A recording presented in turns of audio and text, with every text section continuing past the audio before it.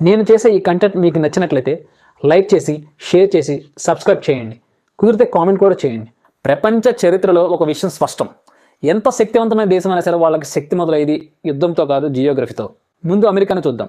అమెరికాకి ఒకవైపు Atlantic ocean, ఇంకోవైపు పసిఫిక్ ఓషన్.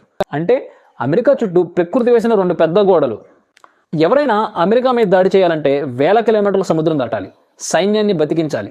అంత దూరం వచ్చేసరికి యుద్ధం మొదలయ్యేలోపే బలహీనత మొదలవుతుంది. అందుకే ఒక మాట ఉంది, అమెరికా మీద దాడి చేయడం అంటే యుద్ధం మొదలవ్వక ముందే ఓడిపోవడం. ఇప్పుడు యూరోప్ వైపు చూద్దాం. చిన్న దేశాలు, చిన్న బోర్డర్లు, ఒకదానికొకటి పక్కపక్కన ఉంటాయి.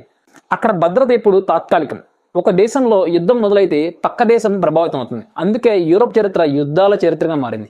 ఇప్పుడు మిడిల్ ఈస్ట్ చమురు అపారంగా ఉంది, కానీ భద్రత లేదు, స్థిరత్వం లేదు. బోర్డర్లు ఎప్పుడు మండుతూనే ఉంటాయి.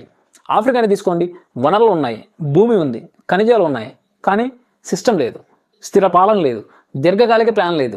ఇప్పుడు మళ్ళీ అమెరికాకు వస్తే అమెరికా దగ్గర మూడు కలిసి ఉన్నాయి. అపారమైన వనరులు ఉన్నాయి, సహజ భద్రత, రాజకీయ అండ్ ఆర్థిక స్థిరత్వం. ఈ మూడు కలిస్తేనే నిజమైన శక్తి పుడుతుంది.